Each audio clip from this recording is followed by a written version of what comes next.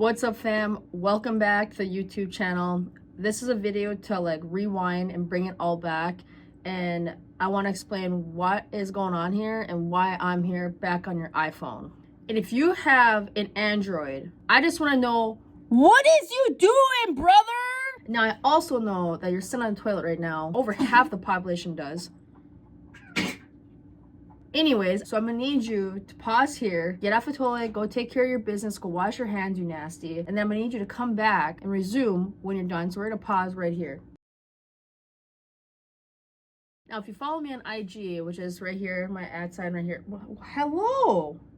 Do you want to speak to the people? Anyways, my Instagram handle's right here, if you don't already follow me. But if you do follow me, you've seen on Instagram that I've been accepted into the Chicago Marathon. I'm partnering up with NoStigmas, which is a charity, and we're here to end the stigmas around mental health, and we're here to give you education and information on mental health in general. Also, let me back up, all right? Let me show you the shirt, okay? It says Mental Health Matters with the suicide hotline number, but now the suicide hotline number is now 988, just so people can remember, because I mean, this was still like a hard number to memorize, but like, it's pretty gas. So don't mind me if I hear noise in the background. I'm also gonna use the AirPod like this in hopes that it sounds better. Hold on, Ted, you wanna get some ASMR smacking your lips?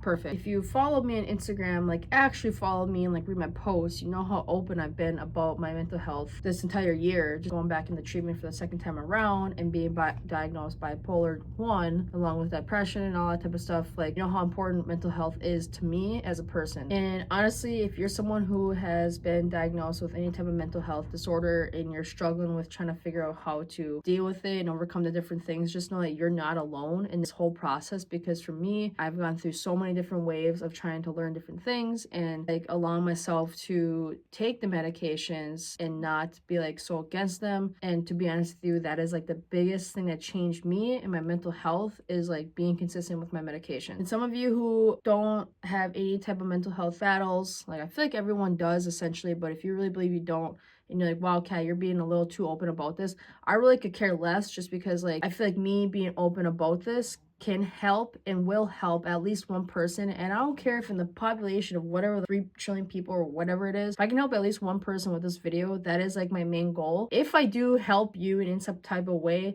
let me know. If you just message me, like, that stays between us. I may look like a fool to some people coming out here doing this. If I can help one person, that is like my biggest goal with this entire video. And I'll tell you what, right now, I will put everything I just said in the last 5 minutes on my mamas. I promise on that. Now, with all this being said, to like get back into where I was going with explaining my trip to Chicago and my journey, the Boston Marathon. People have shown me enormous support for when I didn't get the lottery pick for the Chicago Marathon. I was actually quite, I don't know, it was like really warming to see like how many people actually cared. But then when I got the charity with NoStigmas, that was like even more of like, yo, you got to show up for this race. You got so many people supporting you. And I can't thank enough the people who helped me and support me from afar, doing all these different things that I do. Now, with that being said, let's address the elephant in the room. Why is this so important to me? Why would I be trying so hard to get into a race with IT band syndrome? Why'd I be working towards a pace of 7 minutes and 30 seconds for a qualifying time of 3 minutes and 25 minutes into the Chicago,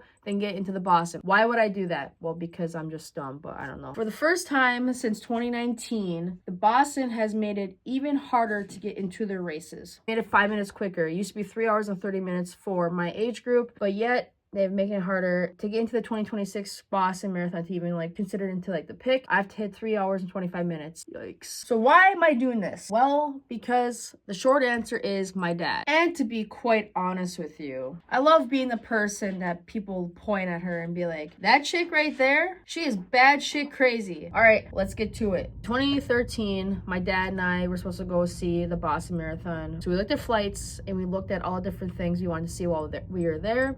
And we decided, where do we want to stand to watch the race? And I remember he got home from work. He was like, where do you want to stand? I did some research today, and this is where I think we should go. And if you want to look right here, these 2 red marks is the bomb sites. And we were supposed to stand where that little circle I circled over there. That's where we were going to stand, because he read somewhere that standing at the end is actually some of the best things to see, depending on like your motivation levels, to see how people come in to finish that race, to hit their times. If they're right on the mark of hitting a qualifying time, how hard do they push towards those last few blocks before the end of the race? So why didn't we go? Well, my dad ended up getting way worse with his cancer. We couldn't go. I remember when he called me and I was like really heartbroken, and I'm in school, bombing happens. It was like we were gonna be right there. We were gonna be right across the street in the middle between where and where. Like, it's not good that he's sick and he's getting worse. If we were there and he ended up not getting more sick, we both could have potentially passed away.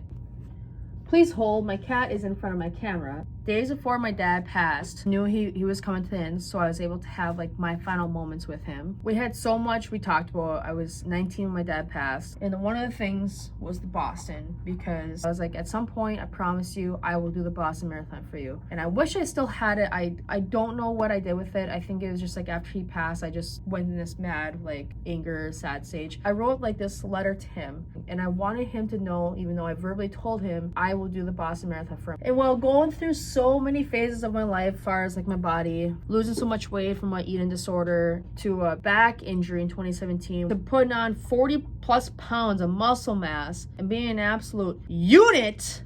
And no, there was no steroids in the picture. Raw chicken and russet potato, that is where the muscle mass came from. So once I put my running shoes on, I hit this runner's high. And once that runner's high really hit, this is now the time you gotta do that Boston for your pops. So pops, I don't know where you're at, but I know at some point you're gonna hear me yapping. October 12th, that race is gonna get done. I'm gonna do it for all of you. And if you watch this entire video, I can't thank you enough. Please hit the subscribe button. Every week, I plan on doing a video on my running, my training, updates on it, fitness advice, nutrition, and mental health discussion. But I hope you tune in. I hope you follow along with this entire thing. And again, I appreciate the love. I appreciate all the support I've gotten. And I'm doing this for my dad, but I'm also doing it for you all.